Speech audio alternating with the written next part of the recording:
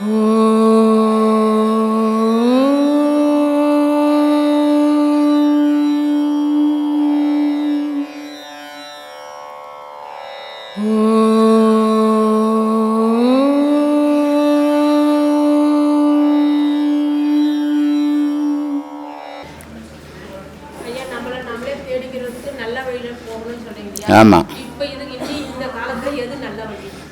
உன்னை தேடுறது தான் நல்ல வழி.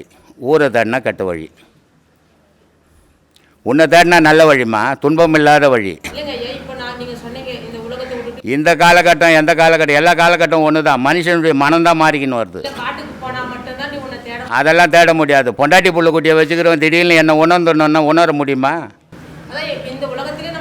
வாழணும். அதனால் பொறுமையாக தேடணும். நான் இப்போவே என்னை தெரிஞ்சுக்கணும்னு நினைக்கக்கூடாது. ஐயா, நான் யாருன்ற கேள்வியோடு நில்லுங்க. நான் யாருன்னு சொல்லாதீங்க. நல்ல வழிமா, புனிதமான வழி. உன் புருஷனுக்கு துரோகம் பண்ணாத வாழு. உன் பிள்ளைங்களுக்கு வஞ்சனை பண்ணாத போடு. அக்கம் பக்கங்கிறவங்களுக்கு வாய் துடுக்கா பேசாமல் வாழு.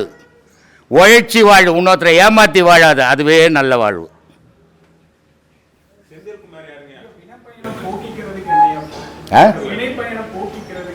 இறைவனை தேடி பயணம் பண்ணு. நீயே சொல்லிக்கினா துரோகம் பண்ணல. 1000 துரோகம் நீ பண்ணிட்டு பண்ணலன்னா எப்படி? அது எவன் சொல்லுவான் உத்தம நானுன்ட்டு? அதை பண்ணுப்பா. அதை அனுபவித்து தீர்த்துடு. உன் பாக்கெட்டில் 1000 ரூபாய் வச்சுருந்தீங்கன்னா அதை செலவு பண்ணுற வரைக்கும் உங்கள்கிட்ட தான் இருக்கும் அந்த பணம். அதை செலவு பண்ணி ஒழிச்சிட்டேன்னா பணம் இல்லாத பற்று இல்லாத நிற்ப. அதனால் உன் கர்மாவை அழிக்கிறதுக்கு இதை அனுபவிச்சே தீரணும். ஆத்மா ஒரு பொருள் தான். அதுக்கு தான் ஏகன் பேர். அதுக்கு ஏகன்னா ஒன்று, அநேகன். அநேகன்னா பல கோடி. அந்த ஒரு பொருள் பல கோடி பொருளை உருவாக்குச்சு. ஒரு புளியங்கொட்டை போட்டேன், ஒரு கொட்டை தான் போட்டேன். அது மரமாகி காய் காய்ச்சி கொட்டையாகும் போது எத்தனை ஆயிரம் கொட்டையாகுது? பல ஆயிரம் ஆச்சுல்ல. அந்த மாதிரி இறைவன் மரம் மாதிரி, உயிரினங்கள் நம்ம ஆன்மா மாதிரி. அப்போ பல ஆயிரம் கோடி ஆன்மாக்கள் இருக்குது. ஆனால் இறைவன் ஒருவனே.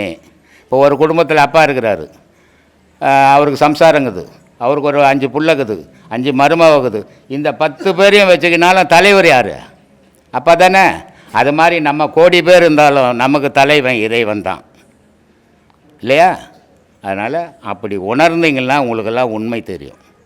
ஆன்மா நடத்துகிற இயக்கம் தெரிஞ்சு நடக்குது. இறைவன் நடத்துகிற இயக்கம் தெரியாமல் நடந்துனுக்குது. இப்போ மழை வருது, எப்போ வரும் நம்மளால் சொல்ல முடியுமா? ஆனால் வருதும். வெயில் வருது, எப்போ வரும்னு சொல்ல முடியுமா? சொல்ல முடியாது, வரும். நிலவு வருது, எப்போ வரும் சொல்ல. இதெல்லாம் தெரியாமையே இயற்கையில் நடந்துன்னு இருக்குது. ஆனால் நம்ம அடையாளமாக இருந்து தெரிஞ்சு நடத்திக்கின்னு இருக்கிறோம். தெரிஞ்சு நடத்துறது ஆத்மா, தெரியாமல் நடத்துறது பரமாத்மா.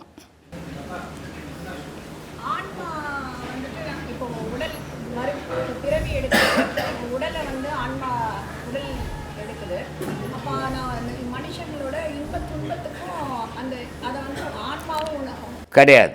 இதை தான் எல்லாரும் தவறான முறையில் நினச்சிக்கிறாங்க. ஆன்மாவுக்கும் இன்ப துன்பத்துக்கும் சம்பந்தமே கிடையாது. இப்போது இன்பம்னு எதை சொல்லுது? யார் சொல்கிறது? நீங்கன்றது இருக்கட்டும். எது சொல்லுது? மனம் சொல்லுது. துன்பம்னு எது சொல்லுது? மனம் சொல்லுது. ஆன்மாவினுடைய குழந்தை தான் மனம். இப்போது நீங்கள் இருக்கிறீங்க, உங்கள் குழந்தை இருக்குது.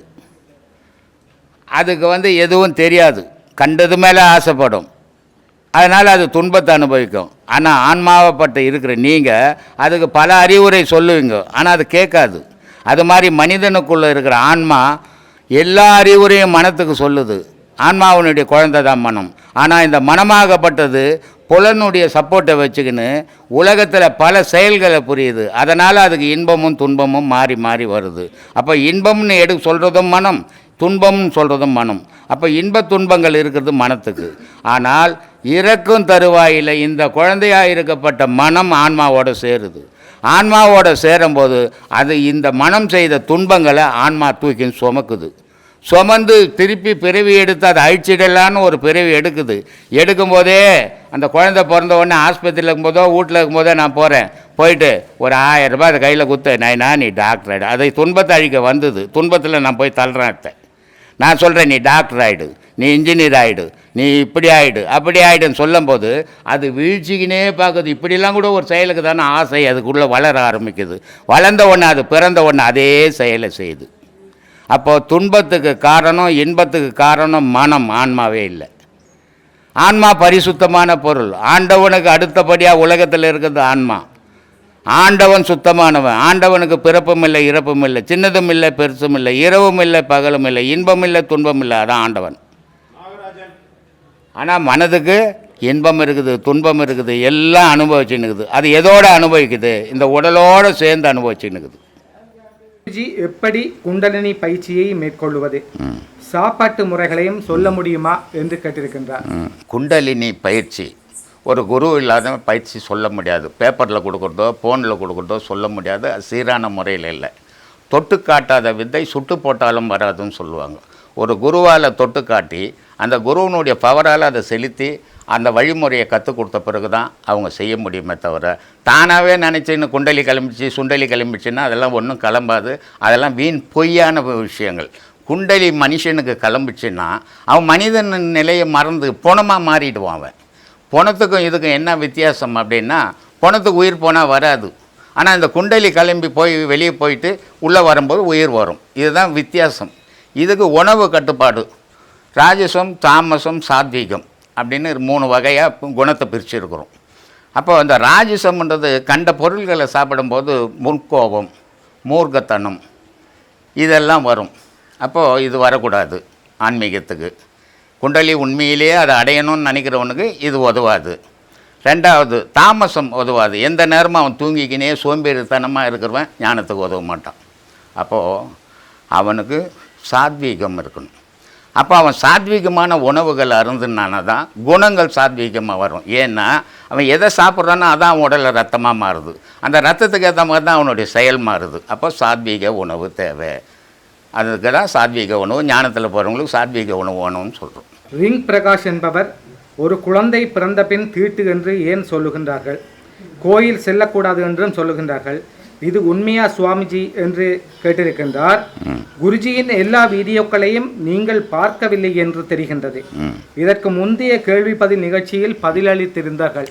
இருந்தாலும் உங்களுக்காக குருஜி ஒரு முறை சொல்கிறேன். இந்த எல்லா மதத்தினரும் கர்ப்பத்திலிருந்து குழந்தை பிறந்தா மொட்டை அடிக்கிற பழக்கம் உண்டு. அது இந்து மதத்தில் மட்டும் இல்லை, எல்லா முஸ்லீம் மதத்தில், கிறிஸ்துவ மதத்தில், எல்லா மதத்துலையும் உண்டு. இது ஏன் அப்படின்னாக்கா, அந்த குழந்தைக்கு அந்த மொட்டை அடிக்கலைன்னா குழந்தை வளர்ச்சி பெறாது. அது கர்ப்பத்தில் இருக்கிற அந்த நீரில் வளர்ந்த முடி. அது அந்த முடியை மொட்டை அடித்தா தான் அந்த குழந்தையினுடைய உடல் ஆரோக்கியமாக இருக்கும், வளர்ச்சி பெறும். அதுக்காக இதை செய்கிறது. இந்த குழந்தை பிறந்த உடனே அந்த குழந்தை பிறந்த பெண்ணுக்கு குறைஞ்சது ஒரு 10 நாள் அந்த தீட்டு போய்க்கினே இருக்கும். அதனால் அந்த இடத்துக்கு வரக்கூடாதுன்னு சொன்னாங்களே தவிர இது சுத்தமாக போகக்கூடாதுன்னு சொல்லலை. அப்புறமா குழந்தைய தூக்கின்னு போய் கோயிலில் பேரே வைக்கிறாங்க. கோயிலில் எல்லா அபிஷேகம் பண்ணுறாங்க. இப்போ நம்ம கோயிலில் கூட எடைக்கு எடை போட்டு கொடுத்தாங்க சின்ன குழந்தை எடுத்துன்னு இது எல்லோரும் செய்வாங்க. அந்த 10 நாள் அந்த தீட்டு போகிற காலத்தால் சுத்தம் இல்லாத கோயிலுக்குள்ளே வரக்கூடாது. ஏன்னா கோயிலுன்றது ஒரு புனித இடம். அந்த இடத்துக்கு அசுத்தமாக வரக்கூடாதுன்றதுக்காக இப்படி சொல்லி வச்சுருக்காங்க. மாடு கொடுக்குறது, மாடு பிடிச்சி வாங்கி கொடுக்குறது. இப்போ ஏழை சாப்பாட்டுக்கே வழி இல்லை, கஷ்டப்படுறாங்க. அவங்களுக்கு நீ ஒரு மாடு பிடிச்சி கொடுக்கணும். ஒரு கோவில் மாடு பிடிச்சி கொடுத்தா அந்த பால் கந்து சாமிக்கு அபிஷேகம் பண்ணுவாங்க. இதெல்லாம் கோதானம். அது உன்னால் என்ன முடியுமோ செய். துர்க்கையினுடைய அம்சம் 9 அம்சங்கள்.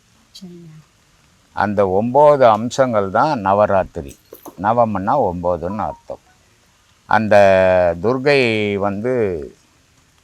அந்த ஒரு சூரனை, மும்மூர்த்தியாலையும் கொல்ல முடியாத சூரனை துர்க்கை கொல்றான். ஏன்னா துர்க்கை தான் ஆதிசக்தி. துர்க்கை ஆதிசக்தின்னு ஒன்று இல்லைன்னா உலகமன்னே ஒன்று கிடையாது. அப்போது அந்த ஆதிசக்தி மும்மூர்த்தி சிவன், விஷ்ணு, பிரம்மா 3வராலையும் வெல்ல முடியாத அரக்கனவன். அப்படிப்பட்டவனே இந்த மும்மூர்த்திகளும் போய் துர்க்கை கிட்ட கேட்குறாங்க, அம்மா இந்த மாதிரி அவன் ரொம்ப தொந்தரவு கொடுக்குறான், எங்களால் அவனை வெல்ல முடியல, அதனால் உன் சக்தியால் தான் அவனை கொல்ல முடியும் அப்படின்னும்போது அம்பாள் துர்க்கையாக மாறுறான். துர்க்கையாக மாறி அந்த சூரனை வதம் பண்ணுறான். வதம் பண்ணதால் அந்த நாளை நவராத்திரியாக கொண்டாடணும். 9 நாள் போகிறது. 9 அம்சங்கள்.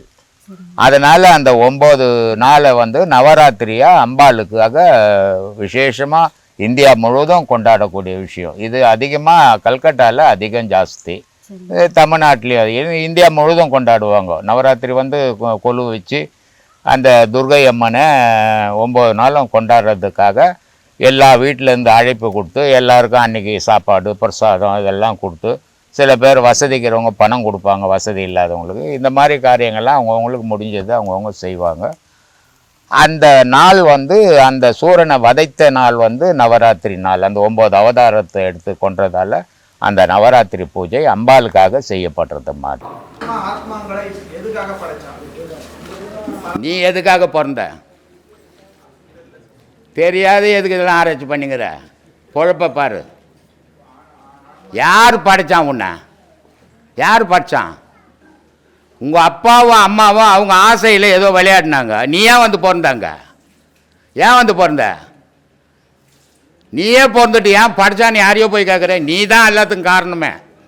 பிறப்பு நீயே, இறப்பு நீயே, வாழ்வு நீயே, தாழ்வு நீயே. இன்னொருத்தர் படைக்கல உன்னை, நீயே உருவாக்கின உன்னை. நாயை பற்றி சொல்லிக்கிட்டு இருந்தாருங்களா, ஒரு நாய் வந்து கடிக்குது, அது வந்து விதி அப்படின்ட்டு. சாதாரணமாக நம்ம ரோட்டில் போகும்பொழுது நாய்களை பார்த்தாச்சுனாலே ஒரு பயம் வருது நமக்கு, எங்கடா கடிச்சிருமோ அப்படின்ட்டு. ஸோ அப்போ இது வந்து ஓகேவா? இது மாதிரி பலவிதமான விஷயங்கள், இது ஒன்றா எக்ஸாம்பிள் வந்து கொடுக்குறேன். ஸோ அப்போ இந்த மாதிரி பயம் வர்றது வந்து கரெக்டாக, இல்லை நம்ம வந்து பயம் இல்லாமல் இருக்கணும்? பயம் இல்லாத நீ உலகத்தில் வாழவே முடியாது. ஏதோ ஒன்றில் நீ பயந்து தான் ஆகணும். எல்லாத்துலேயும் பயம் இல்லாத இருக்க முடியாது, எவனுமே இருக்க முடியாது. சும்மா சொல்லிக்கலாம், நான் எதை கண்டும் பயப்படுறது இல்லைங்கன்னு சொல்லிப்பான். பயந்து தான் வாழ்ந்தாகணும். உன் பொண்டாட்டிக்கு நீ பயந்தாகணும், உன் பிள்ளைக்கு நீ பயந்தாகணும், உனக்கு உன் புள்ள பயந்தாகணும். இப்படி பயத்தில் தான் வாழ்க்கையே போயின்னுக்குது. அந்த பயம்ன்றது ஒன்று இல்லைன்னா வாழ்க்கைன்றதை ஒன்று நடத்த முடியாது. நீ ஒரு ஜாகிரதையாகவே இருக்க முடியாது. அதனால் பயம் இருக்கணும். கடவுள் மனிதனை விட்டு விலக விலக இன்பம் வந்துடும். பிரமாதம். இது அறியாத பேசுவாங்க, நான் இவ்வளோ பக்தி பண்ணுறேங்க, எனக்கு ஏங்க கஷ்டம் வருது, அவர் சாமியே கும்பிட மாட்டாருங்க, அவர் கோடீஸ்வரன் நகராருங்க அப்படின்லாம் சொல்லி நிற்பாங்க. எந்த மகானாவது காரில் போனானா? இல்லை. எந்த மகானுக்காவது சோறு இருந்ததா? உண்மையான மகான் யாருக்குமே இல்லை. இல்லை. ஏன்? கடவுள் நெருங்கிட்டான், அதனால் அவனுக்கு சோறு கிடைக்கல. பிரமாதம். அதனால எவன் ஒருத்தன் அதிகமாக கஷ்டப்படுறானோ, கடவுள் பக்தியில் கஷ்டப்படுறவன், சாதாரண கஷ்டம் உலக கஷ்டம் வேற. பக்தியில நல்ல பக்தி பண்ணி எவன் ஒருத்தன் கஷ்டப்படுறானோ கடவுள் அவனை நெருங்குறான்னு அர்த்தம். எவன் ஒருத்தன் உலக விஷயத்தில் ஓஹோனுங்கிறானோ கடவுள் அவனை விட்டு விலகிட்டான்னு அர்த்தம். இது ரெண்டு புரிஞ்சுதுன்னா தான் உண்மை தெரியும், புரியாத உண்மை தெரியாதுமா. சிறப்பு சிறப்பு. காலையில் சாயந்தரம் நான் குளிச்சுட்டு பூஜை பண்ணுவோங்க அப்படின்னு சொல்கிறாங்க. ஆனால் நீ தண்ணியில் இல்லை, தரையில் இருக்கிற. ஆனால் தரையில் இருக்கிறவன் 2 வேளை போய் குளிச்சுட்டு தான் நான் சாமி கும்பிடணுன்ற. அதனால் உனக்கு என்னடா வரும்? தண்ணியிலேயே இருக்கிற தேரை வந்து என்னடா கண்டுது அது அப்படின்றார். அதனால் சொல்கிறாரு, காலை மாலை நீரிலே மூழ்கும் அந்த மூடர்கள் காலை மாலை நீரிலே கிடந்த தேரை என்பெரும் காலமே எழுந்திருந்து கண்கள் 3இல் ஒன்றினால் மூலமே நினைப்பராகில் முத்தி சித்தி உண்டாகுமே. மூலத்தை நினைக்கணும். முக்தி ஓணும் சக்தி ஓணும்னுட்டு உலகம் ஃபுல்லாக மனுஷன் திரியிறானே தவிர வெளியே போய் கண்டதை தேடியும் தெரிஞ்சு முக்தியும் கிடைக்காது, மோட்சமும் கிடைக்காது. அவனுக்குள்ளே இருக்கிற மூலப்பொருளை நினைக்கணும். அந்த மூலப்பொருள் தான் சிவத்தோடு போய் சேர்க்கணும்.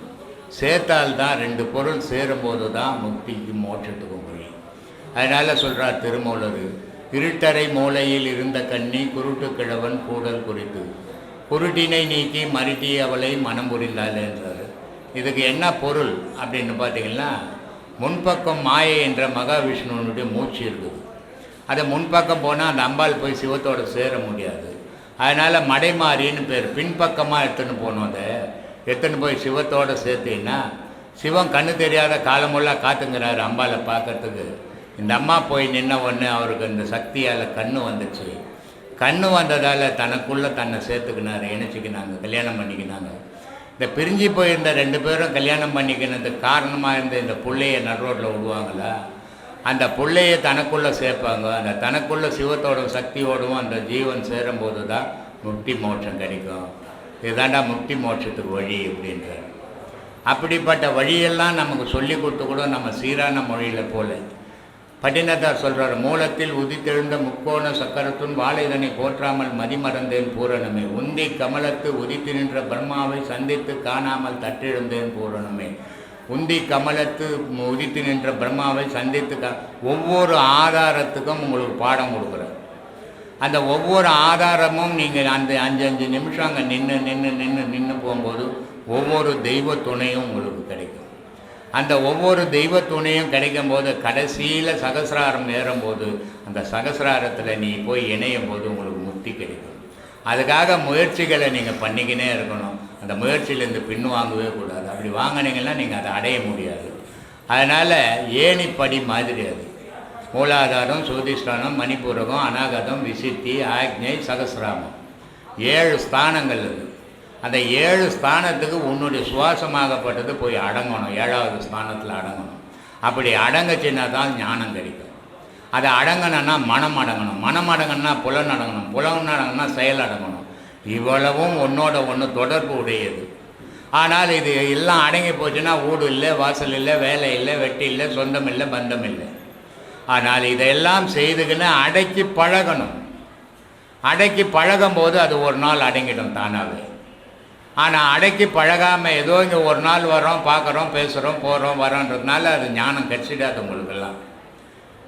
ஏன்னா ஒவ்வொரு மனுஷனும் தனக்குள்ளே இருக்கிற பொருளை தான் தேடி எடுக்கணும். பிறரால் கொடுக்க முடியாது. எல்லாரும் சொல்லுவாங்க, நான் கை வச்சா உனக்கு இதாகிடுங்க, நான் கை வச்சா நீ கோடி சொன்னார். இங்கே நான் கை வச்சா யாரும் பிச்சைக்காரனாக தான் போய்க்கிறான். எவனும் பணக்காரனானதே கிடையாது. ஏன்னா நானே ஒரு பிச்சைக்காரன் தான். அதனால் யார் கை வச்சா யாருக்கு உன்னுடைய விதி என்ன முடிவு பண்ணிக்குதோ அதனுடைய படி தான் உன்னுடைய வாழ்வு அமைய போகுது. இதை நான் வச்சு உன்னை காப்பாற்றவும் முடியாது, நான் கை வச்சு உன்னை சாகடிக்கவும் முடியாது. ஏன்னா எனக்கு அந்த சக்தியும் கிடையாது. அதனால் இதை மாதிரிலாம் சொல்லி ஏமாத்துறாங்கன்னு போய் ஏமாந்துடாதீங்க. தயவு செய்து உங்களுக்குள்ளே உங்களையே ஆராயுங்க, உங்களையே நினைங்க. நீங்கள் தான் பிறக்க போகிறீங்க, நீங்கள் தான் சாக போகிறீங்க. ஒவ்வொரு பிறவிலையும் வரப்போது உங்களுடைய உயிர் தான். உலகத்தில் இருக்கிறவங்க யார் தொடர்பு இருந்ததுன்னா அடுத்த பிறவியில் தெரிய போதில்லை. தாய் தெரியாது, மனைவி தெரியாது, சகோதரி தெரியாது, தாப்பான்னு தெரியாது. அப்போ உங்களை மட்டும்தான் உங்களுக்கு ஒவ்வொரு பிறவிலையும் தொடரும். அப்படிப்பட்ட தொடர்புடைய உயிரை தொடர்பு கொண்டு அதோட உறவாட கற்றுக்கினீங்கன்னா உங்களுடைய ஆன்மா சாந்தி பெறும். அந்த சாந்திக்காக தான் இந்த ஞானம் தேவை. அந்த ஞானத்தை அடையிறதுக்கு முயற்சிகளை பண்ணுங்க, அதில் வெற்றி அடையுங்க. அதுதான் வாழ்க்கையினுடைய முடிவாக இருக்கணும். ஓமன்றதான் உயிர், ஓமன்றதான் பிரணவம். அந்த ஓமன்ற பிரணவத்தை நாக்கில் எழுதுறாரு, பேச்சு வருது. பேச்சு வந்த உடனே பாடுப்பா இனிமேல் அப்படின்றது. நான் என்னையா பாடுறது? உன்னை பற்றி பாடாதவனே இல்லை, எல்லாத்தையும் பாடிட்டானே, அப்புறம் நான் என்ன பாடுறது அப்படின்னும் போது புகழ் பாடுன்றான். எல்லாரும் பாடினாங்க என்னை பற்றி, நீ என்னுடைய புகழை பாடுன்றான்.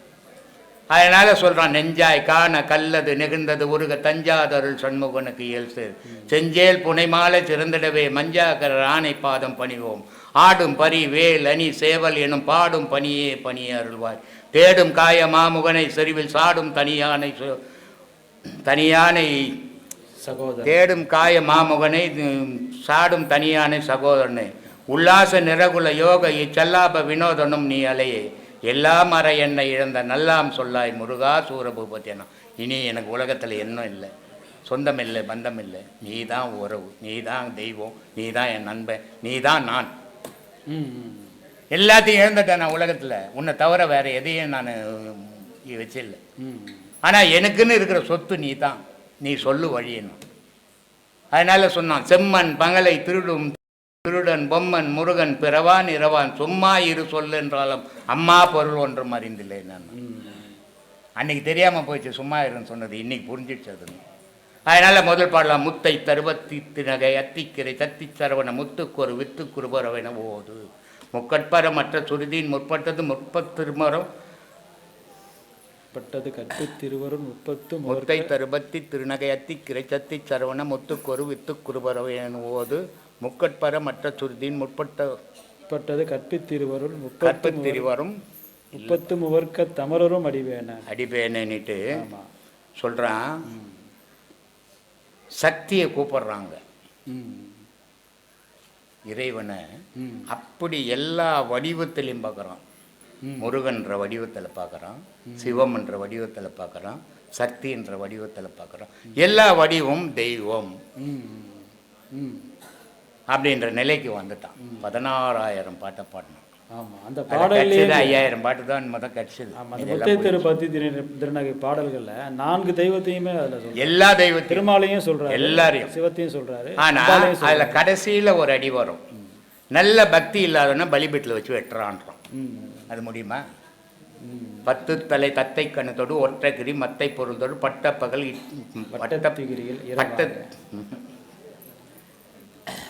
பட்டப்பகல் வட்டத்திகிரி திருகெட பச்சை புயன் மெச்சை தகுபொருள் பட்சத்துடன் அருள்வது ஒரு நாளே தித்தித்தைய ஒத்தி பறிப்புட நிறுத்தப்பதம் வைத்த பயிரவி திக்கு நடிக்க கழுகொடு கழுதாட அதில் கடைசியில் சொல்லுவான். அட்டப்பைரவர் துக்கு துகு துக்கு துகுது சித்திரப்பகுதிக்கு திரிகடக என ஓத கொத்துப்பறை கொட்டக்கலமிசை குக்கு குகு குக்கு குகு குத்தி பொதியன முதுகூகை கொட்புற்றேழ நட்பற்ற உணர்வு வெட்டி பலி இட்டு குலகரி குத்துப்பட ஒத்து பொருளவ பெருமாளே.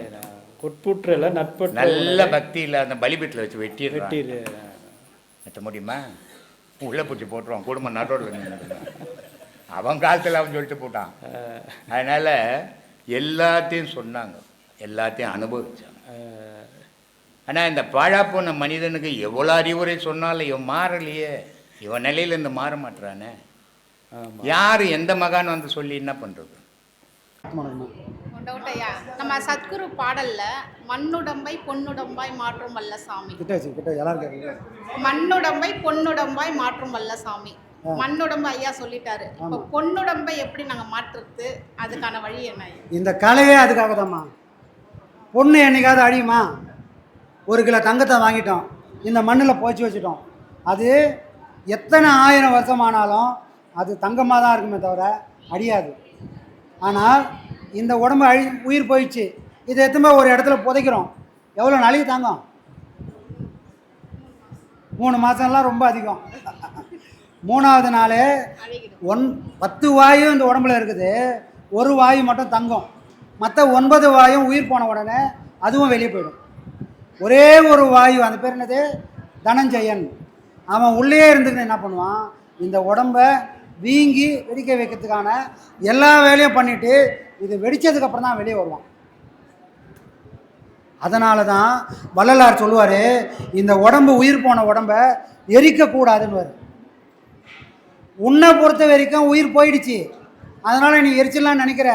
ஆனால் ஆன்மீகத்தில் இன்னும் அவனுக்கு உயிர் போகலை.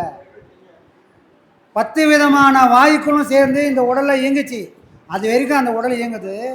இப்போது 9 வாயு போயிடுச்சு, 1 வாயு மிச்சம் இருக்குது. அந்த 1 வாயுவும் 3ஆவது நாள் தான் வெளியே போகும். நீ அந்த 3 நாளைக்குள்ளே அந்த உயிரை, அந்த உடம்பை போய் எரிச்சா ஒரு கொலை பண்ணதுக்கு சமம்ன்றார். யார் சொல்கிறாரு? வள்ளலார் சொல்கிறாரு. அதனால தான் உடலை, இறந்த உடல்களை எரிக்கவே கூடாதுன்றாரு. ஏன்னா ஒரு காற்று உள்ளே இருக்குது, அது என்ன பண்ணணுமோ அதெல்லாம் பண்ணுறதுக்கு முன்னாடியே நீ போய் எரிச்சனா அந்த காற்றோட நிலை என்ன, அதுவும் ஒரு உயிருக்கு கொலை செஞ்சதுக்கு சமம்ன்றார். புரியுதுங்களா? இதே காற்றை உடலை விட்டு உயிர் போகிறதுக்கு முன்னாடி நான் என்னோட பிராணன் கூடவே அதை சேர்த்துட்டேன்னு சொன்னால் அப்போ தான் இந்த அழியக்கூடிய இந்த மண்ணுடம்பு பொன்னுடம்பாக மாறும். அப்போ அந்த உடம்புக்கு அழிவே இல்லாமல் போயிடும். பளிங்கு இருக்குது, பளிங்குக்குன்னு சுயமாக எந்த விதமான நிறமும் இல்லை. அதை எடுத்து போய் பச்சை எண்ணத்தில் வச்சேன்னா பளிங்கும் பச்சையாக தெரியும், சிவப்பாக இருக்கிற இடத்துல போய் வச்சேன்னா பளிங்கும் சிவப்பாக தெரியும். எந்த இடத்துக்கு போகிறோமோ அந்த இடத்த அது கிரகிச்சுக்கும். அதை போல் இந்த காற்று எல்லாத்தையும் நான் ஒன்று சேர்த்து பிராணனும் தனஞ்சயனையும் ஒன்று சேர்த்து ஒரு இடத்துக்கு கொண்டு போய் சேர்த்துட்டேன்னு சொன்னால் இந்த உடலும் அழியாத தன்மைக்கு போய் சேர்ந்துடும். அப்போ எது நிற்கும்? எல்லாருக்கும் தெரியும். இது ரொம்ப முக்கியமான விஷயம். மகான்கள் ஞானத்தை அடைஞ்சிடுறாங்க, ஞானத்தின் மூலிமா சமாதி அடைஞ்சிடறாங்க. சமாதி அடைஞ்சவங்களெல்லாம் இறைவனோட கலந்துட்டாங்க. இறைவனோட கலந்தவங்க இப்போ இந்த ஊன் உடம்புக்குள்ளே இருப்பாங்களா? இருப்பாங்களா? சொல்லுங்க. சொன்னீங்கன்னா தான் தெரியும். இருக்க மாட்டாங்க, வந்து உலகக்குள்ள பரவிடுறாங்க. அப்போ அங்கே அந்த உடம்புக்குள்ள எது இருக்கிறதுனால அந்த உடம்பு பாதுகாப்பாக இருக்குது?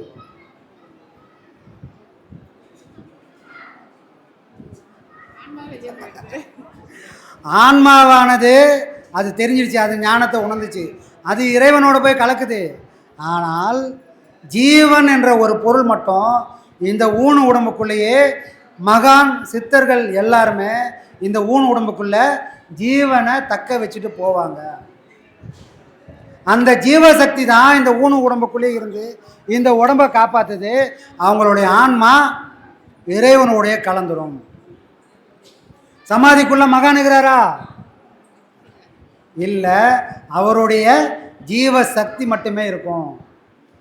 அவருடைய உண்மையான ஆற்றல் எப்படி இருக்கும்? இந்த பிரபஞ்சத்தில் கலந்துருக்கும். யாரெல்லாம் ஐயா நீ வாயா அப்படின்னு கூப்பிட்றாங்களோ அவங்களுக்காக அந்த சக்தி, அந்த பேராற்றல் இறங்கி வரும். அவங்களுக்கு பிறவி இல்லை. இறைவன் எப்படி இந்த உலகத்தில் இருக்கிறானோ அதே போல் சூட்சமாக இருப்பாங்க. அவ்வளோ சூட்சமாக அவங்கள வேண்டி வரம் வாங்கக்கூடிய தகுதி எனக்கு இருந்தால், சூட்சமாக இருக்கக்கூடிய அந்த சக்தி எனக்குள்ளே வந்து பேசும். அப்போ நமக்குள்ளவும் அவர் பேசுவார். எப்படி?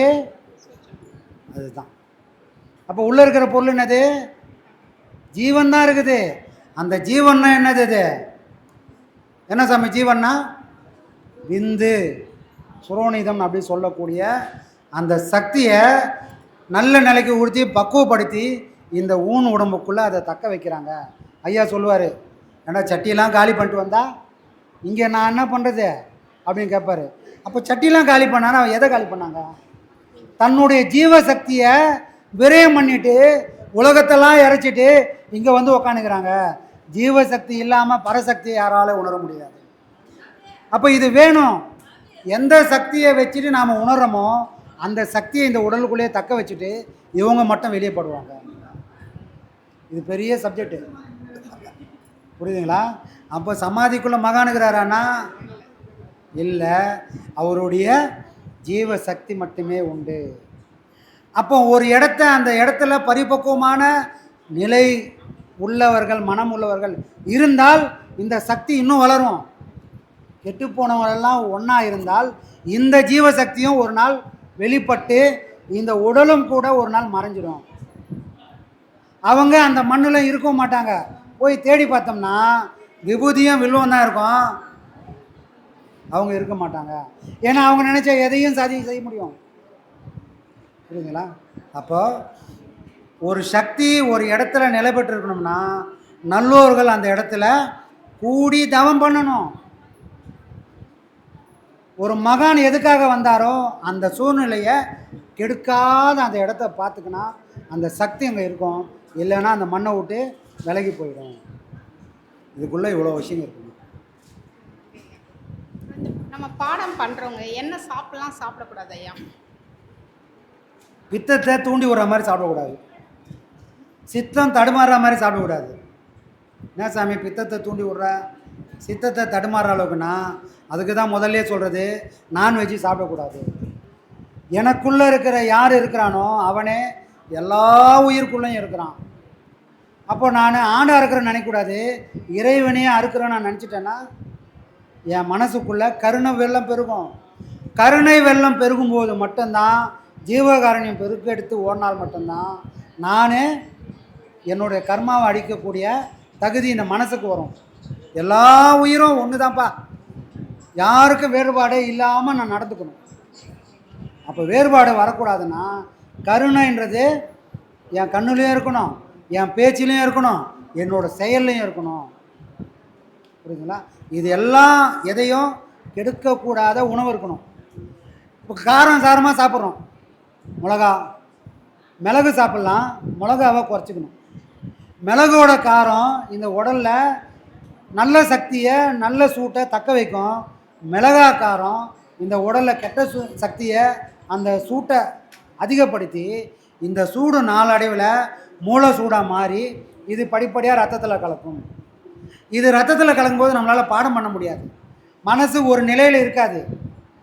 அதனால தான் நம்ம என்ன பண்ணுறோம், பாடம் பண்ணுறவங்க எல்லாரும் கண்டிப்பாக நீர் சத்தான காய்கறி நிறைய எடுத்துக்கணும். பழமாவோ காய்கறியாவோ நிறைய பொருள் எடுத்துக்கணும். ஐஸ் போடாமல், ஐஸுன்றதை சேர்க்கக்கூடாது, ஐஸ் போடாமல். அதுக்கு அடுத்தபடியாக நம்மளுடைய மூல சூடு இருக்கக்கூடிய இடம் எது? இந்த உடலில் ஆசனவாய்.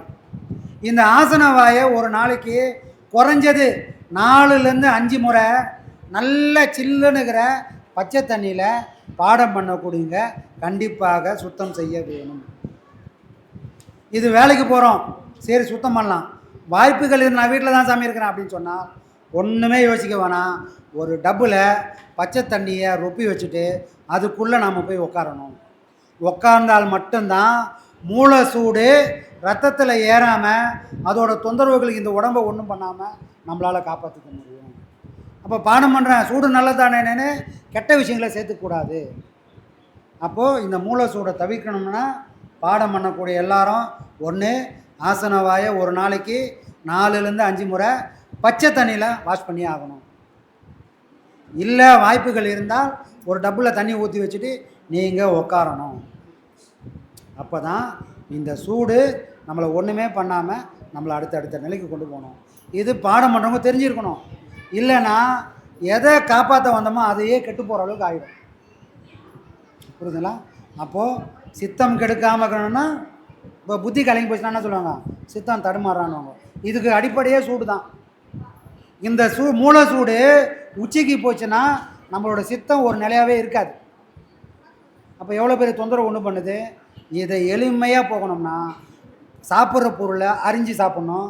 கண்டிப்பாக எல்லாரும் இந்த தண்ணீரை சூட்டை குறைக்கக்கூடிய வழியை கண்டிப்பாக ஃபாலோ பண்ணி ஆகணும். சரிங்களா? கண்டிப்பாக எல்லோரும் செய்யணும். நன்றி.